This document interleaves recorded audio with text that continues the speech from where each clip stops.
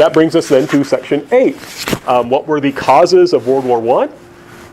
Well, remember, first of all, was the memory of previous wars. One thing I tried to emphasize was that for about the last 60 years in Europe, all the wars have been short and had not killed many people. You're more likely to go to war if you don't think the war will cost you much. Right? You're more likely to go to war if you don't think the war will cost you much. The last war wasn't bad, not many people died, it was short. Let's go to war again. The second reason has to do with nationalism. Right? People identified with the nation state. They said, what's good for the nation state is good for me. If something good happens to my country, I benefit. If something bad happens to my country, I suffer. My whole family suffers. So therefore, I need to be willing to sacrifice everything for my country. And if you've got so you're more willing to go to war, and you're more willing to fight in that war if you think it's going to affect you and your family. And that's the problem, is if you have two sides who are fighting each other, who both believe in sacrificing for their country, a lot of people are going to be dying for their countries. And of course, once it starts, you don't want to stop, because that would mean the dead would have died in vain. You're going to keep fighting until you're exhausted. The third cause I emphasized was the alliance system. The idea was to maintain a balance of power. And this worked. Europe enjoyed several decades of being largely at peace, which is if you know European history before this time, is a major accomplishment. And this alliance system worked well because people don't want to fight a war unless they're sure they can win, typically, or if they feel backed into a corner. So since these sides were roughly balanced, Europeans were slow to go to war. The problem is, because of this alliance system, once conflict begins, it's hard to stop. Because you have so many different actors, you have so many different people, and once it starts, it's going to be huge. Right? So it's like dominoes. Once the first domino falls, they're going to keep falling. So one cause that makes this go from just being a local war is this alliance system, right? This is going to make this war go from just being like a local war between Austria and Russia into this gigantic thing that no one can stop. The fourth reason is the decline of the Ottoman Empire, right? Remember, the Ottoman Empire is there in southeastern Europe, and it's becoming weaker, and it's pulling back and being pushed out from Europe, and there's a competition between Russia and Austro-Hungary over the territory that the Ottoman Empire had formerly had control over, right? So there's going to be a kind of conflict here between Austro-Hungary and Russia over this territory. Note they're from different parts, they're from different alliances. So a competition between them could easily lead to a major war. In addition, the people who live in that area, some of them would like to have their own independent countries. One of them was a place called Serbia. It did have its own independent country, but there were lots of Serbs living in the Austro-Hungarian Empire. Right? So Serbia was an independent country that wanted to not only maintain its independence, it wanted to gain access to territory in Austro-Hungary. That leads then to this question, how did World War I actually begin? Well, when a Serbian assassinated Archduke Franz Ferdinand, who was a high official in the Austro-Hungarian Empire. He was the son of the emperor. Doesn't get much higher than that except for the emperor himself. Right? And this makes the Austrians really, really angry. Right? The Austrians are not happy about this, that the Serbians have assassinated one of their officials. So they try and basically take over Serbia in revenge. The Serbians ask for help from Russia, because the Russians and Serbians are both Slavs. They're a similar ethnic group. You can think of it this way, they're not like quite brothers, but they're like cousins. Right? They're kind of have that kind of close relationship. So Russia says, we will back you, Austro-Hungary, or Russia says, don't worry, Serbia, we will protect you from Austro-Hungary. Germany is then asked by Austro-Hungary, hey, can you back us up? The Germans say, don't worry, Austro-Hungary, we will back you up.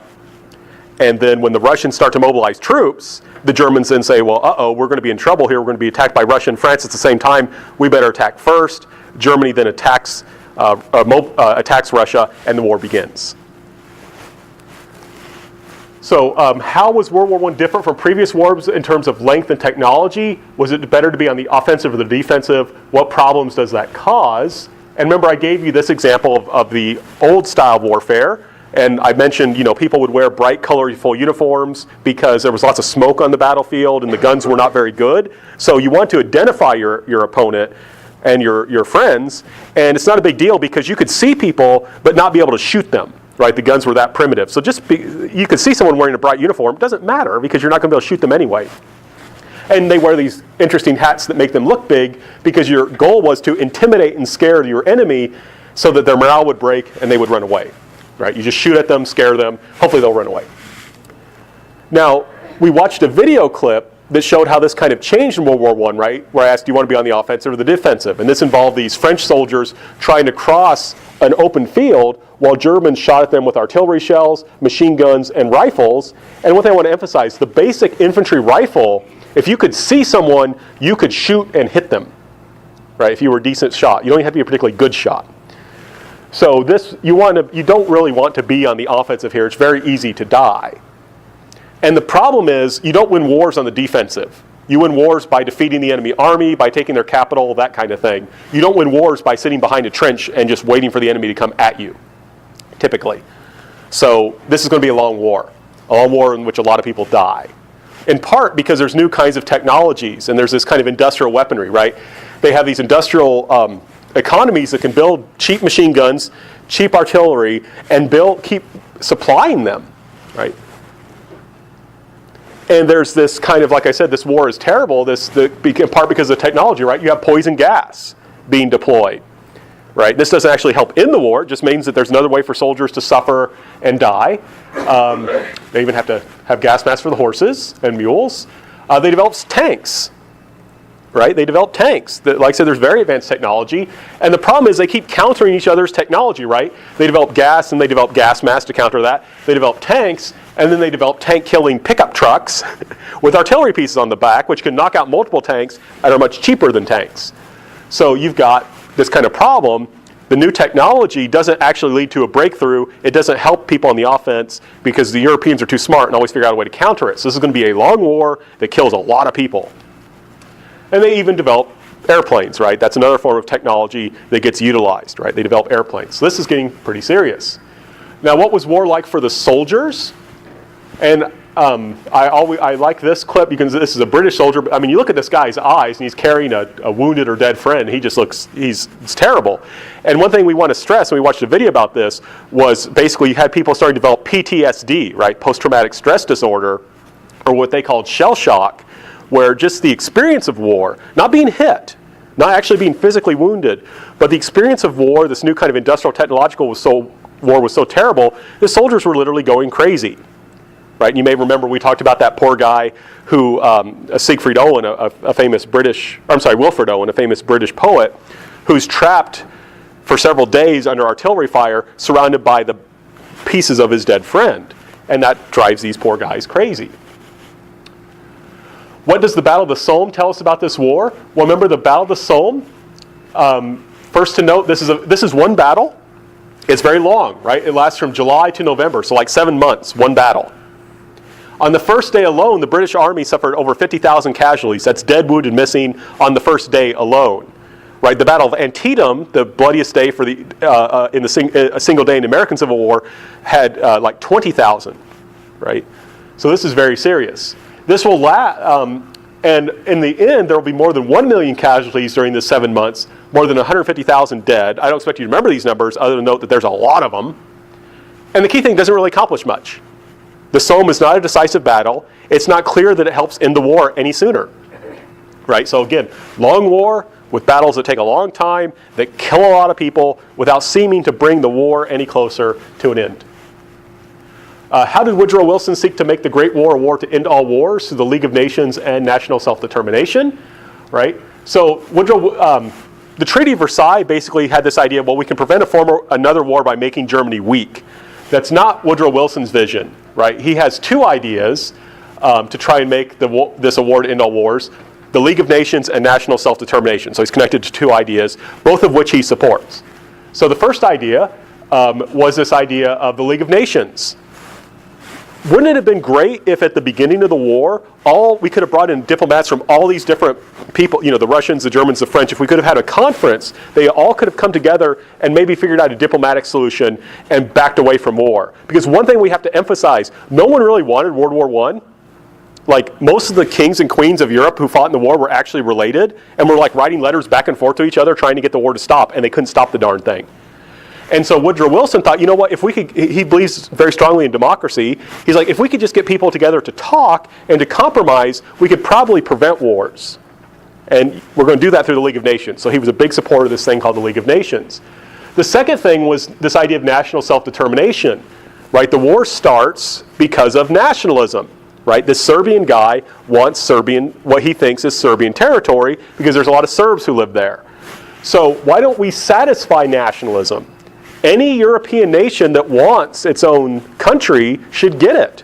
Any nation that wants its own state should get it. There's no Poland, but there's a bunch of Polish people. Well, let's make a Polish government. Let's make a Polish state, right?